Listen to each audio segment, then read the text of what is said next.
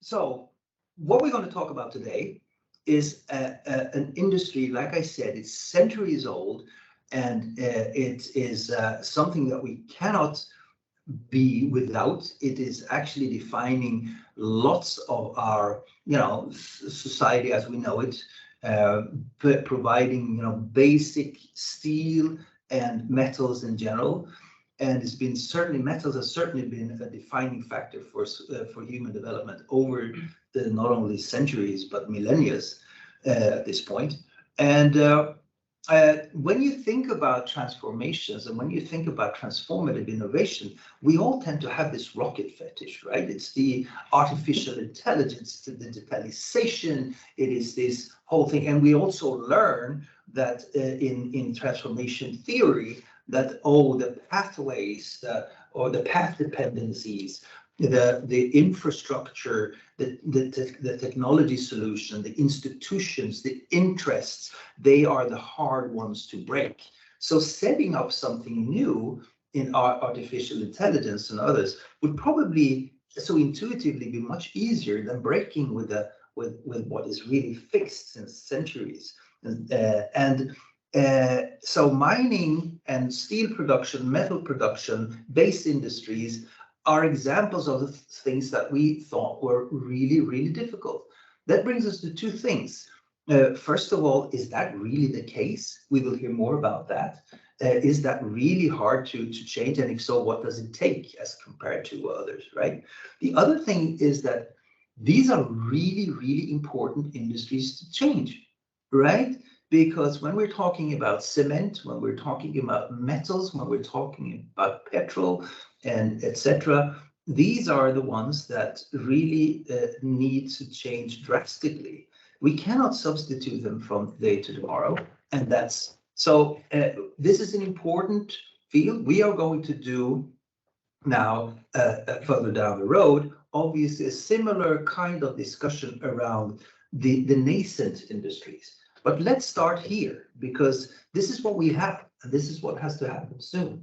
And I'm really glad that you accepted, Elisabeth, to moderate this, because I know, and she will tell us more about it. Elisabeth actually comes from a steel family and grew up in this environment, and having Göran now as her partner of the discussion, I think guarantees or makes for a very interesting conversation. So I'll just step aside and I let the two of you start, and we can move from there. So super. Let's go. Yes, let's go from there. Thank you, Mikael, for this lovely introduction. I'm thinking, as an Austrian, having spent some Christmas in Sweden, because my brother lives in Sweden, I remember these pictures of Santa Lucia, but I actually never had asked for the story. No. So what a beautiful story. And it's a story that also, we have many SDGs covered in that story of Santa Lucia. No? So. No, it represents a lot of interesting things. I didn't mention, but actually the Santa Lucia tradition, if though very different from what we do, obviously with the ginger cookies and the sort of, but Santa Lucia is revered on this day, even in the Philippines. Mm-hmm. So it's really something that brings kind of the UN setting, right? We live with our differences, and at the same time we work together, right? So Santa Lucia gives us a great background to discuss, as you said, steel today, mature industries. And maybe just from my side, thank you for the invitation. Yeah, it's always lovely to be with the innovation team. Yeah, it stressed me out a little bit. I can be.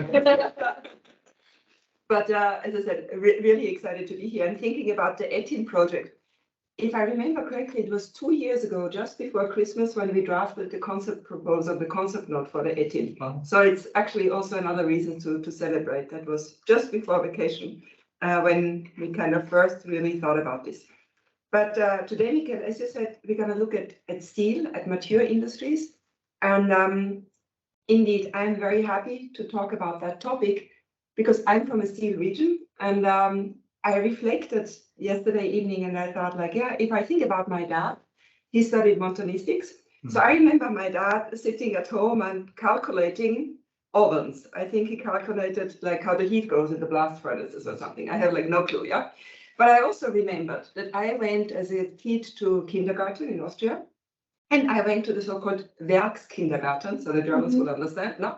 Which was the kindergarten in the factory, because we all went there, given that my dad worked for the company, yeah? And so I had seen, on the one hand, I had benefited from, all the infrastructure that was put in place by a then not even social democratic, but socialist government in Austria for the steel kind of like environment. But obviously, as I grew a little bit older, I also could see how the whole region went down. So for me, this idea that the steel industry is an essential industry, is an interesting industry, but it's also one that underwent transition. I think in our region, and that's the so-called Murmürzfurche in Austria, we have really sort of like experienced this. So I'm super happy to be here, and it's also timely because COP just concluded. Apparently they did conclude, yeah? So there is some sort of language which will surely generate a lot of discussion about what will happen to CO2 emissions, but we also know that the steel industry will have a role to play in all of this. So with that, having talked about myself, let's talk about Göran. Yeah, Göran Nyström, our guest, a Swede. I hope you feel a little bit at home here, because I understand you are on the other side of the planet in Australia right now, no? Judging from the light that comes through your ceiling, you're not in the northern hemisphere, particularly not far out. Yeah, no, that's a lamp actually, so it's quite late here, but yes, I am in Australia at the moment. Okay, good. Well, happy to have you. And I kind of like, we've already had a really interesting discussion some month ago, and I understand, Göran, you have different functions all related to the steel industry. Yeah, so you have been with Ovako, which is really one of the leading companies in that field. And if I understand correctly, you were executive vice president for marketing and technology. So also, like, I guess on the communication side, and you're still with them. No, you're still sort of like engaged in advising the CEO of that company. But you also have different other roles, like, for example, your role with FerroSilva. Let's see whether we can get you back. We lost you on our screen. But FerroSilva, there you seem to be a partner, if you're still with us. Exactly. I'm here. And I hope it works. Yes. now we have you back. Exactly. Super. And then you also worked for Sandvik. No? So Sandvik is more really on the mining side. And kind of cool, because Ovako seems to be sort of like the larger company, yeah. FerroSilva is the small startup, cutting edge, but I think also Ovako has produced some really interesting things, and Sandvik obviously also very, very related. So I'm sure you can tell us a whole lot of things of how this steel industry, this mature industry, as we referred to it here today, how it has changed. And I thought I'd try to think a little bit about the different issues to discuss in this transformative innovation podcast. And maybe one of the first ones, Göran, if you can just tell us a little bit, maybe give us a quick intro into how the steel industry, and particularly Ovako, let's talk about the Swedish steel industry for a moment, how you have been, or this have been leading the way in terms of like also decarbonizing steel production. That's really something like on top of the news today here as we got out of COP. What is happening in Sweden in this regard? Well, there's a lot of things happening. Thank you, Elisabeth, and it's a pleasure to be here. I will tell you what I know and the sort of general trends that we can see. Of course, steel is one of the largest man-made emission sources of carbon dioxide. So for that reason, it needs to change. So we are all aware of that situation, but of course, when you start to study the situation more closely, it becomes more and more complicated to understand all the different trends going on. And before we talk about steel, you always need to talk about iron. So the iron making is, of course, the biggest source of emissions. And like other metals that we find, iron is tied to oxygen. So the whole story of steel making starts with energy, the energy that is needed to transform an oxide into a metal, to go from iron oxide to metallic iron. And that is the big challenge that we are struggling with. So beyond that, of course, the whole steel making process and the making of steel products accounts for large emissions as well. And since many other industries are dependent on steel in their products, it becomes linked in a value chain where quite often the big emitting factor in another product is the steel that is chosen.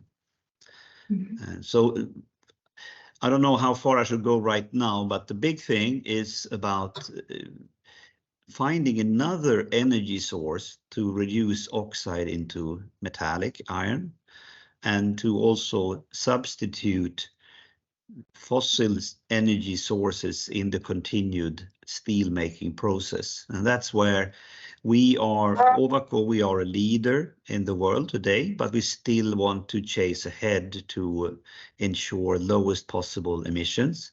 And we are also interestingly a subsidiary of Nippon Steel Corporation, one of the large steel companies in the world. So we are also a little bit of an experimental arm for them, I should say. So I think we are watched quite closely in Japan with regards to what we do. Super interesting. So Göran, if we maybe stay with the technological side for one more moment, because I mean, also for me as a non-innovation person, you know, the first thing with innovation, you think technology. Yeah, I know it's much more, but if we stay with technology a little bit, can you tell us, is there one or there are maybe like different ways how one can make steel greener? And I'm just thinking in the Austrian news, it was quite prominent the other day that First Alpine, yeah, so that's the sort of like key company in Austria, they are just replacing or decided to replace 2 of their blast furnaces with these sort of like electric arc furnaces. Yeah, so both in Linz and in Donawitz, they plan by 2027 onwards replace these furnaces. Now, is there kind of one mainstream technology to make steel green, or is there maybe different technological solutions and different pathways being pursued? Indeed, and the electric arc furnace plays a central role. That is, of course, nothing new. It's been for a long time a method of making steel, but not of making iron. It's the steel making part of the process where that comes into play. And metallic iron, of course, exists also as scrap on the planet. And with all the steel constructions that are put into use, the recycling of scrap is a very important aspect of steel making. Today, roughly 28%, something like that, of steel making in the world is scrap based. And therefore you already have the metallic iron, not the iron oxide. And then you can just simply melt it in an electric arc furnace. So it's not so that we can simply implement electric arc furnaces and everything is solved, because we don't have enough scrap. So the issue now is, how do we generate the right balance between using as much scrap as ever possible and reducing iron oxide to iron in a form that can be used in electric arc furnaces. And therefore, instead of the so-called integrated steel making, which has been the leading way of making steel, still is, with the so-called blast furnaces, instead of that integrated iron and steel production together, now we see more and more that people are looking at ways to produce so-called direct reduced iron, DRI. Direct reduced iron is then a component that you can melt in turn in an electric arc furnace. So what you mentioned, the trend you have seen and what you have heard, also means that that factory itself is going to be dependent in the future on a supply of DRI. And if you take Europe, for instance, there is no DRI production in Europe at the moment. There is, however, in the world, 10% of the steel or the iron production in the world comes through the DRI route. And DRI is typically produced in countries where you have cheap natural gas. So the natural gas making of steel, that route is already in existence, and it emits less carbon dioxide than the blast furnace route. But it's only 10% of the iron production in the world. And of course, people are not looking to convert to a new natural gas dependency, but instead trying to find a completely fossil-free way of making DRI. And do you think that this complete fossil fuel-free way will be available at some point? Absolutely, this is clear, and the main sort of discussion has been how to use hydrogen. And hydrogen, as you know, can be produced from water with enough amounts of electricity. So the requirement for electricity, again, from fossil-free sources, otherwise it doesn't make sense. If you have abundant supply of electricity from fossil-free sources, you could produce hydrogen from water at a cost, that's not maybe the most energy efficient way, but certainly it's a very efficient way to remove carbon dioxide. And if you have hydrogen in the iron making, when you reduce iron oxide to iron, then of course hydrogen combines with the oxide and generates water. So this is a process that exists only today at rather small early stage levels. It has a couple of problems. One is, of course, the water that is generated in the process, and the other is that it's actually an endothermic process. It requires heat to keep it stable. But that is a main development area for Sweden. In Sweden, we have SSAB together with Vattenfall and LKAB. So the mining company, the electricity company, and the steel company, they are working together in a so-called hybrid project. And at the same time, we have this newcomer called H2 Green Steel, starting from scratch and pursuing this method of making metallic iron. And many others in Europe are now looking at it, yes. You've given me a lot of kind of like directions for later parts of the conversation, like the idea that this scrap, we work a lot on circularity in UNECE, so you're basically reusing something. I see sort of like a circular value chain here, yeah? But you also mentioned that it's important to think if we go for a new technology that we are not putting ourselves into new dependencies. No? So if we are dependent now, maybe earlier on one was dependent on where to mine the ores you needed. And I think that's the case in my home area, that there was this so-called Erzberg just around the corner, and everybody knew where the mining would take place, and then you had the plant next to it. No? While in today's world, we ship things around the globe, but still we might be totally dependent. Or also when we think about the new energy sources, it depends now on whether you have a lot of light, for example, or heat and a lot of sun. So that's also quite interesting. But maybe before we wrap up that part, knowing that or hearing that there are different new technological solutions being explored, particularly in Sweden, you mentioned that the hydrogen option, yeah. Why do you think, what drove that change? Was there anything particular in the Swedish context that made these companies, be it Vattenfall, and to work together to come up with these new solutions? If I take a little historic outlook here, I mean, in the 1700s or so, little Sweden accounted for, I think, half of the steel that was traded in the world came from Swedish origins, because thankfully we had very high quality ore. And in those days, the steel making, the energy source used was forests. And then in the 1800s, it was instead hard coal. So mined coal, fossil coal that has been used. That meant that steel making was put in other places in Europe to a much larger extent. And Sweden it was marginalized in terms of volume as a steel maker, but all the steel companies in Sweden specialized and started to do niche steel of the highest quality. With a long tradition, we've always been exploring innovative new ways of making steel. And the only blast furnace producer in Sweden today is SSAB. All the others, we have electric arc furnaces. But SSAB, of course, was under tremendous pressure to change. They account for some 10% of the CO2 emissions in Sweden. So that one company has really a pivotal role to make Sweden go greener.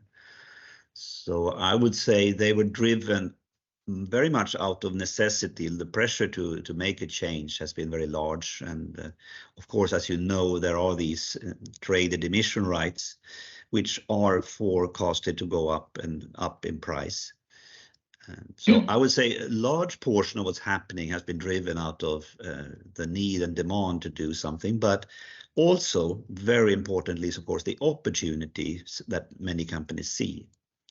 And the opportunities are so large that even then in Sweden we have this new startup, H2 Green Steel, starting from absolutely zero, but seeing that the opportunities in establishing this new way of making steel are so large that it's worth investing a lot of money in doing so. So both the sort of need-driven, but also an opportunity-driven way of looking at this. And combined with a country or where innovation and finding new solutions was always part. Is that like that has happened already centuries ago that the region or the industry had to adjust. Now, Göran, you mentioned something very interesting. You flagged again that this H2 Green Steel is sort of like a startup, yeah, or a small company. And I understand you are engaged in Ovako, but you're also engaged in what is a startup like the FerroSilva company. Yeah, can you talk a little bit more about this combination and maybe the synergies that come from the established companies and the startups, or are these two different ecosystems, or how does this interplay? Right. Now, this is very interesting. The steel making is closely tied then to the energy that we use. And energy, if you look at Sweden today, total energy use, not electricity, is 10% roughly is nuclear. 20% of the energy in Sweden is hydro and wind and solar, let's say the circular energy forms. 30% of the energy used in Sweden is fossil products, oil and all the derivatives. And then you have 40% of all energy in Sweden today is actually bioenergy. So it's easy to forget that and take it for granted, so to say, but we have, for both the historical reasons, the bioenergy was what drove steelmaking, and again, bioenergy could be a part of the solution for the future. And we all know how flammable bio products are. We know when they decompose, how they generate heat. And that's very much the situation today, that a lot of the biomass that we are not using, all the residue, we are just leaving it to decompose. And a large portion of that is just going into the atmosphere, generating carbon dioxide or methane as it decomposes. So the idea behind FerroSilva is to use biomass again for steel making, but in a much smarter way. And this time to use the residue from agricultural and from forest activities. So this basic concept is to use 3 known technologies and combine them in a way that has never been combined before. One is the gasification of biomass products. And after you've gasified it, you scrub out, that's the second step, to scrub out the carbon dioxide in that making of what is called a syngas. So the reactive syngas that you generate after scrubbing the carbon dioxide is 50% hydrogen, but also 50% carbon monoxide. And that's actually the perfect mix, which is what is used in natural gas countries to produce DRI. You have then 50% an endothermic reaction and 50% an exothermic reaction, and you can control the energy levels in a good way. And that leads you to the third step, which is this reduction shaft furnace, which is used to produce DRI. So you have here 3 technologies, one that is typically used in pulp and paper, one that is used in refinery operations, and one that is used in natural gas countries for DRI production. Combining them together means that you can reuse the heat and the energy between the processes. And using residue from biomass means that you can capture the carbon dioxide instead of it being released into the atmosphere. So if I'm a little bit bold, if I am a visionary, I can say that we can, yeah, we can actually, if this process works as well as we think it will, we can take the largest man-made source of CO2 emissions and turn it around to become the largest carbon sink in the world. So instead of allowing it to release, let's say 2 tons per ton of iron or steel, CO2, we could actually capture close to 1 ton of CO2 in this process. So that's a huge change if we manage. So I think that is really interesting because, as I said, if you just look at hydrogen from water as your only method of making this, then you need large amounts of electricity, you need a power grid, you need a lot of things that many parts of the world not easily can implement. But if we talk about biomass and residue from agriculture and from forestry, then obviously the whole world has access to an energy source that rather quickly then, and if we develop this technology, then rather quickly, instead of building all those large electricity generations, this could become a method of iron making. So that's what really that's really why I'm sort of putting a lot of my time on this project. And you know, here on the screen we can actually see you smile when you talk about that part. That came totally across.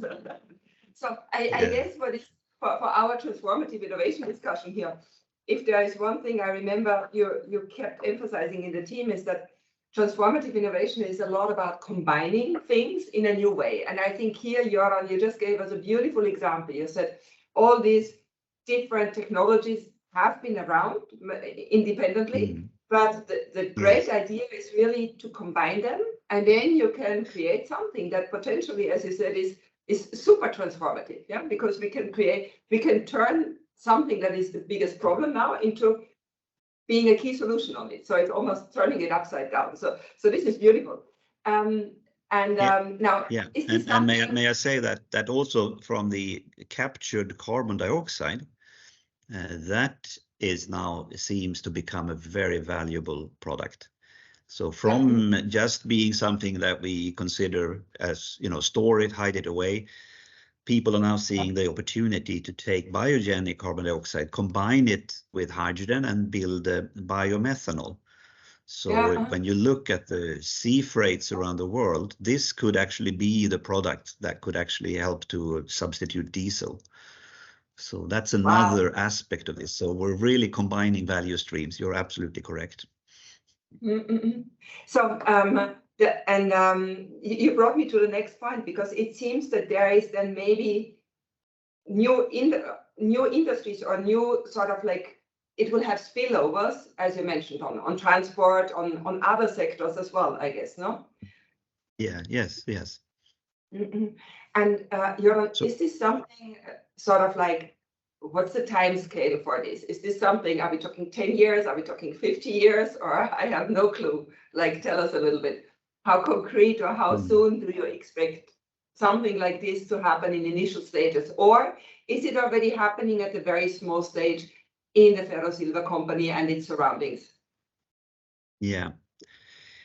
First, a comment on spillovers. I think it's such an important concept that, another word for it is synergy, right? So another word for synergy is efficiency. So it's all about capturing as efficiently as possible the energy sources we have at hand and use that between industries.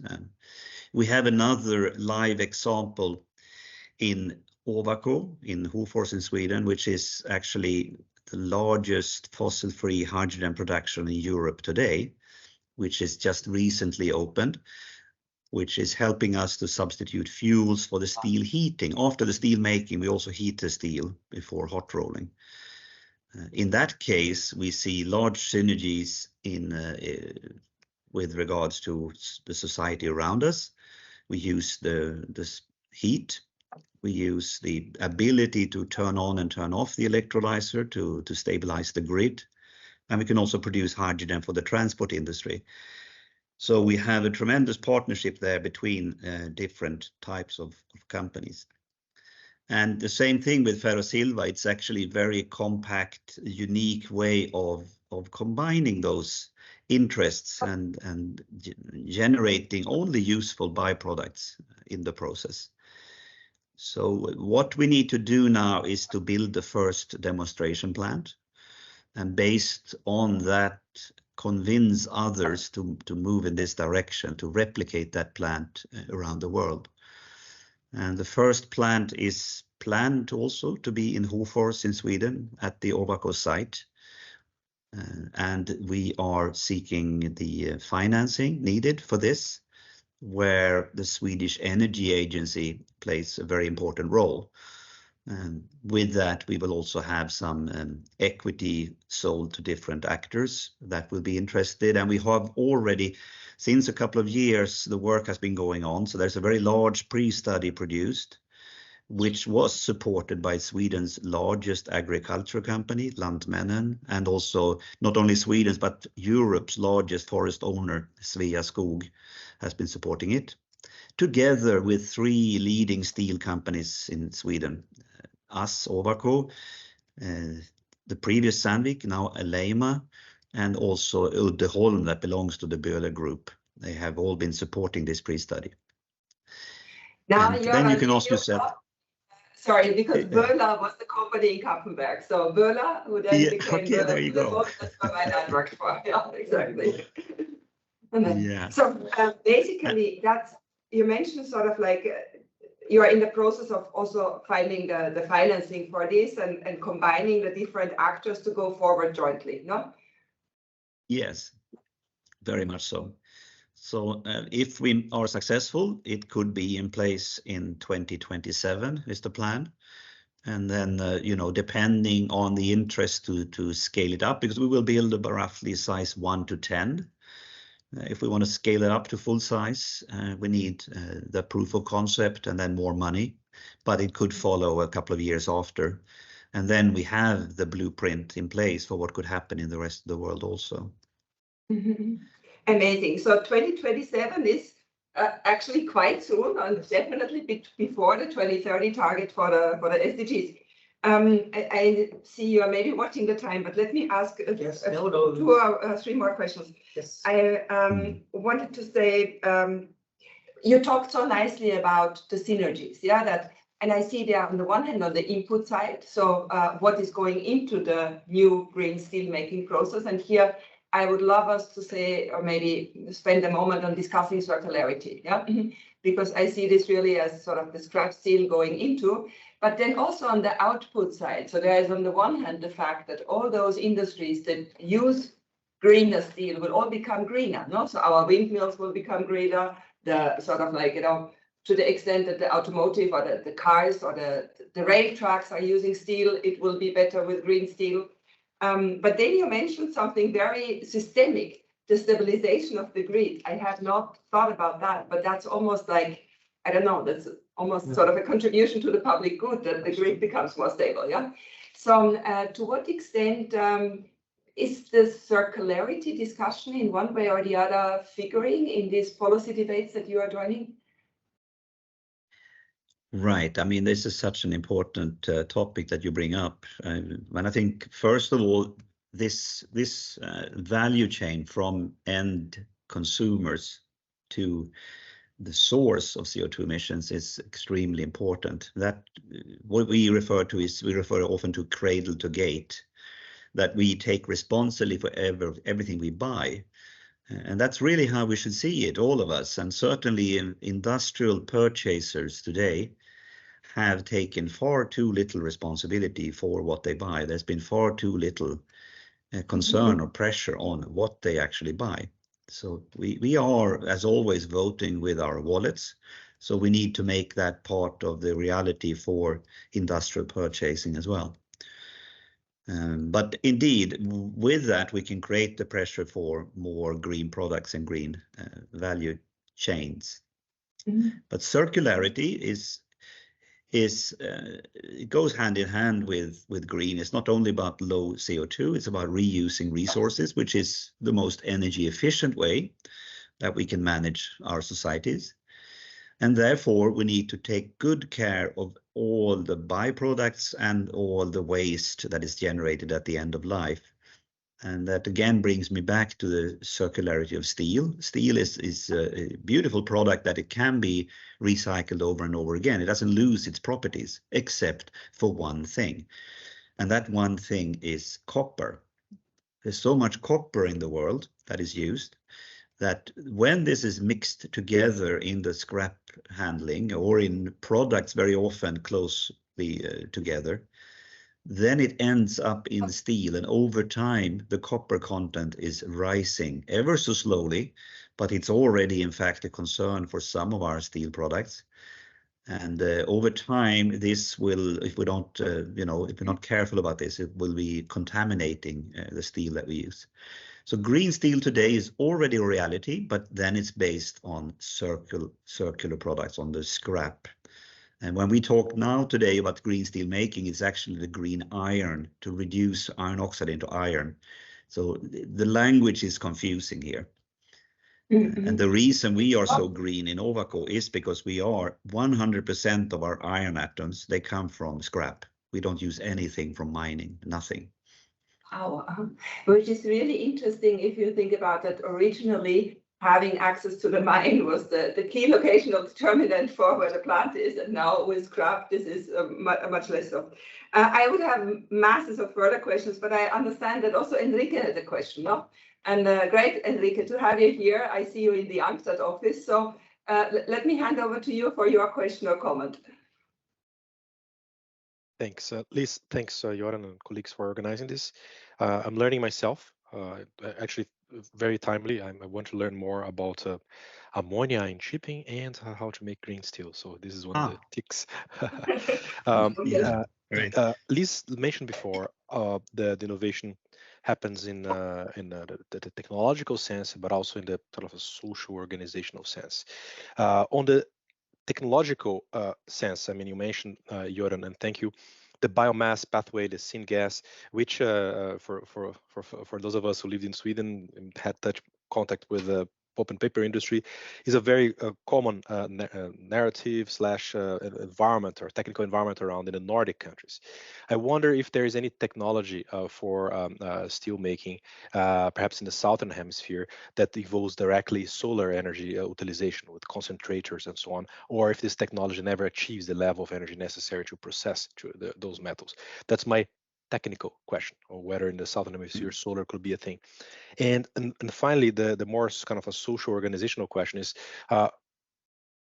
hydrogen, electric arc. Those things might be more expensive than using coke, like coal to process those materials. So you might get green steel that is more expensive than conventional steel. Who buys it? Who buys green steel? So where is the source of demand? Does regulation have to force it for markets to use it, like say fence it within the EU, fence it within Sweden, or is there some kind of market learning curve that actually the cost gets reduced?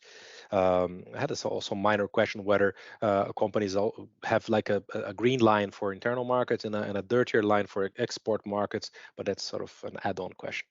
If you can comment, that'd be great. Thank you. Enrique, all very good. We had technological question, yeah. We had the policy question, yeah. We had the business case question. Göran, handing over to you that you answer them in combination of the three of them, I guess, yeah? Yeah, thank you. Well, that's such a huge topic. I'm going to try to keep my answer brief, so allow for more questions also. But first of all, solar energy, obviously, out of the energies I talked about, the 40%, 30, 20, 10 in Sweden, it's only the nuclear energy, uranium really, that has another origin, and the rest is solar energy. So it's a primary source of all our energy on the planet, more or less. So, I mean, the more we can go to directly capture solar energy, the better it is, obviously. And if you have abundance of cheap electricity, you can also then turn water into hydrogen and oxygen and use the hydrogen from such a method. So that is indeed an opportunity I see in the future, which may, in fact, what I'm saying then is that perhaps the hybrid kind of process, that iron making, could perhaps be even better applied in countries with a lot of solar energy. But there are many obstacles on the way there, so I think we are in a much higher urgency today to act than just wait for that. Biomass certainly exists in when we look at the availability of biomass, and especially when we look at it together with where the iron ore is available, we have so many places in the world. So that is actually not a restriction. I see that as a good opportunity still.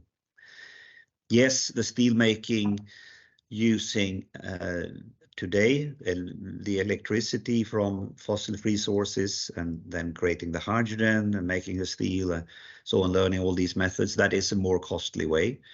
The blast furnaces have been optimized through centuries, and they are a very cost-efficient way of producing large-scale commodity steel products.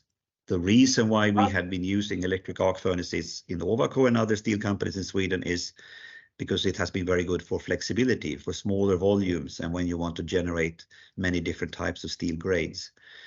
For those purposes, that extra cost has not been so important. But if you take the large-scale commodity steel products, there will be an additional cost factor. But this is, of course, where the emission costs, the trading rights, the ETS system is putting a lot of burden in the future onto that kind of steel making.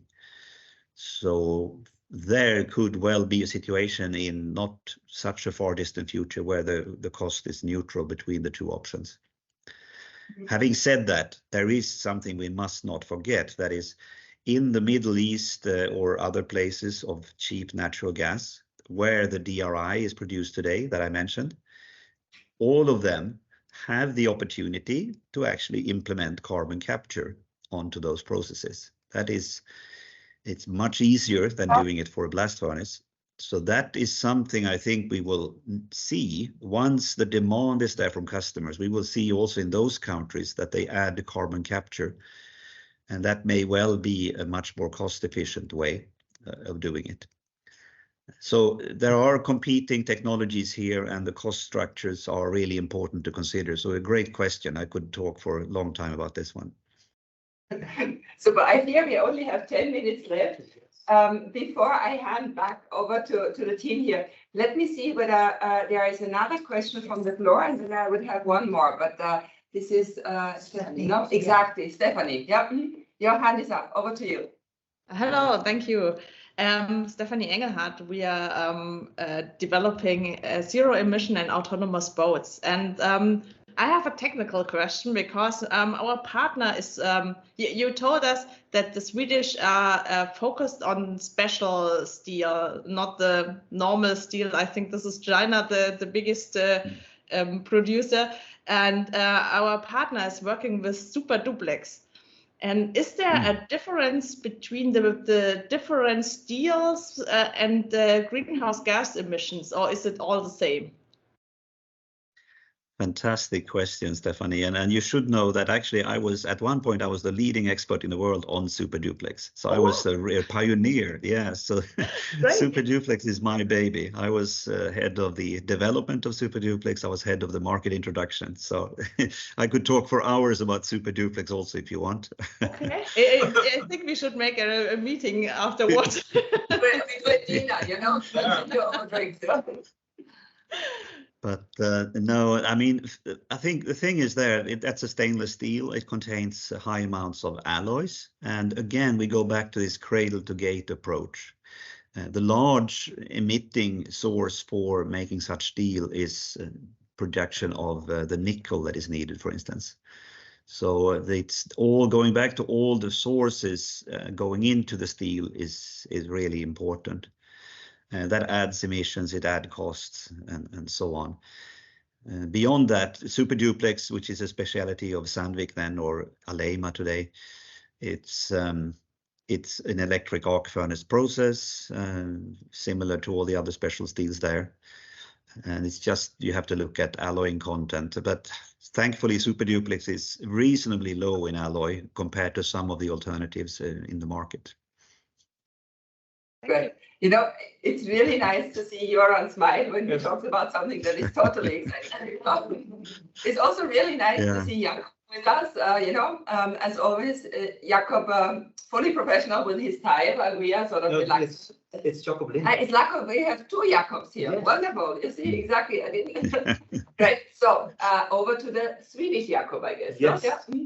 Hi, and I will be quite short. My name is Jakob Lindvall. I'm working as a senior advisor, very much within the innovation ecosystem, of course, in Sweden and Europe. And my question is, the original idea to FerroSilva, where is the knowledge developed that transform into a business, and what's your plan for scaling all over the world? Thank you. So yeah, there were two inventors in Sweden with a long history in steel making, and they have the insights needed to see that maybe there would be an option instead of using hydrogen directly from water and electrolysis. That could be another option. They realized that the cost aspects, CO2 aspects, and so on would make this perhaps a more viable solution. So they turned to the Swedish Energy Agency with the support from some of the companies that I mentioned, including Ovako and myself, and asked for money for a pre-study. But they had been turned down a number of times, but in the end they got the money for the pre-study. And that was done then with resources at KTH and at Chalmers. And I think also there's a famous gasification project in Sweden called Gobi Gas, and some of the people behind there, they were also instrumental on the west coast in Sweden. But Chalmers and KTH, then Gothenburg and Stockholm, the real top experts there have been involved.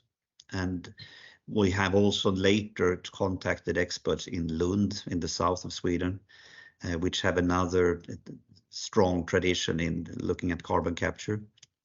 So we're trying to use the best university resources, but together with people that come from the industry. And I joined these other two inventors then a year or a year and a half ago. Great. Thank you for that answer, and thank you to all colleagues and participants who posed some questions. Team is telling me we have to wrap it up. Yeah. Yes. There would be millions of other interesting things to discuss, including, you know, the role of the government, the role of policy, the role of the UN. I think we have to do a steel dinner at some point. The great steel dinner. Okay. But with that, I hand over to you, and Göran, many thanks. I look forward to continuing that exchange. Yeah. Yes. No, I think, thank you so much. Again, I don't think we should even try doing wrap-ups. Just saying that I think this, if anything, go back to where I started. I mean, this is the essence of transformative innovation in my world. You said combined technologies means combining industries, making synergies, and not only between industries. I think one of the important points here was actually what you told us about connecting with society itself. You know, the feeding into the electricity system and guaranteeing, sort of goes back to the whole idea of what steel industry was back in the old days, so to speak. We will have obviously another one, a similar discussion on nascent industries, nascent technologies moving down the road. But I say just thank you. I think this was fantastic. Now, I have known Göran for many years. I think we have some 30 years of friendship soon, or even 40s. I mean, we're getting old.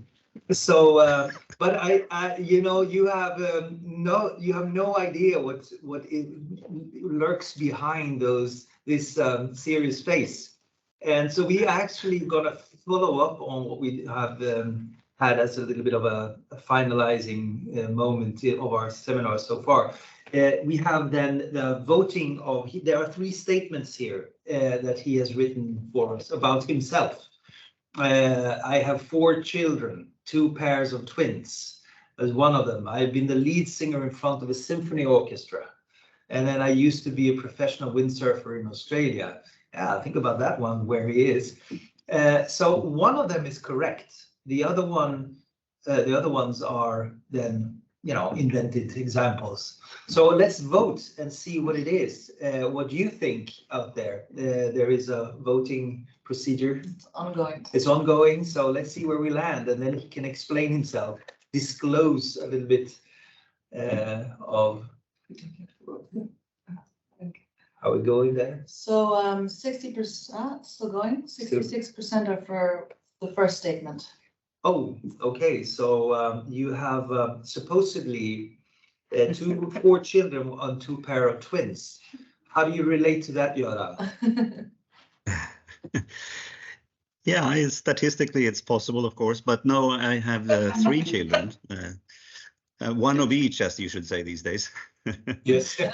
No, but no, I'm a happy father of a son, daughter, and son, but not 4 children. No, not yet. And none of them twins. Yeah, none of them twins. No. What is the truth here? What's the correct answer? 3 children. 3 children. Yeah. Well, I was thinking about the options that you gave us. Oh, the 3 alternatives. Well, okay. Yeah, right. Well, I am in Australia together with my life partner. She used to be a professional windsurfer in Australia, so I put that in for that matter. Okay. Wow. But myself, I have been a lead singer in front of a symphony orchestra, so I've been toying around with music, and we arranged some music of actually the founder of Pink Floyd, Syd Barrett. And when his hometown Cambridge celebrated Syd Barrett with an art installation, they invited us over, and I booked myself the whole symphony orchestra on airplane tickets to go over there and perform a big thing in front of 1,200 people or so. So that was quite the experience. I tell you, you should don't hesitate to do some self-promotion. I have been following you. What's the name of your band? It's we are called Men on the Border for a reason that is hidden in his lyrics. So Men on the Border. Okay, yeah. Men on the Border. Check it out on Spotify, and you can see a very different Göran with an even bigger smile. Trust me. This man. Yeah. With that said, thank you so much for a very, very interesting podcast, at least from my point of view, for a very interesting conversation. Thank you, Elisabeth, for excellent moderation, and thank you, Göran, for taking your time on the other side of the planet. We hope to see you here. You were here about a year ago, and Courmayeur and Latuille is still waiting for you. He's an avid skier also for very good. So let's work on this. There's certainly many openings for continued conversation, and you and Stephanie should have a separate one. I realize that. So with that said, have a good one. Happy holidays. We will be back. We are now defining the next podcast, but we will take on from mid January. We're just finalizing the exact program, but we will be back to all of you. And so have a very good holidays. Thank you all, and very insightful and great questions. So lots of room for more discussions and more, let's say, spillover effects. So thank you. Good synergy. Bye. Bye. Cheers.